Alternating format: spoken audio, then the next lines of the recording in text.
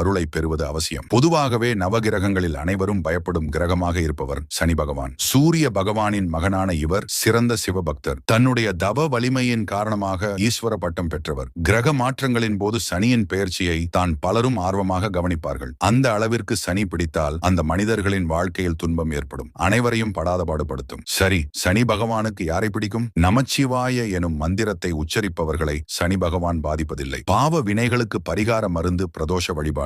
இதனை தடையின்றி செய்பவர்களை சனி பகவான் ஒருபோதும் தண்டிப்பதில்லை. அனுதினமும் சிவபூஜை செய்பவர்களை சனி பகவானுக்கு பிடிக்கும். சுத்தமும் சுகாதாரமும் நிறைந்தவர்கள், மற்றவரை அல்லல் படுத்தி ஆனந்தப்படாதவர்களை அவர் பிடிக்கும் காலத்திலும் பாவ மன்னிப்பு அளித்து பாதுகாப்பார் சனி பகவான். சத்தியம் தவறாதவர்கள் மனதில் நித்தியவாசம் செய்வாள் மகாலட்சுமி. அந்த திருமகள் இருக்கும் இடத்தை திரும்பி கூட பார்ப்பதில்லை சனி பகவான். சனி பகவான் இப்படிப்பட்டவர்களை ஒன்றும் செய்ய மாட்டார். ஸ்திரவாரம் எனும் சனிக்கிழமை விரதம், சுதர்சன எந்திர வழிபாடு செய்வது சனி பகவானுக்கு பிடிக்கும். ருத்ராட்சம் அணிந்தவர்கள்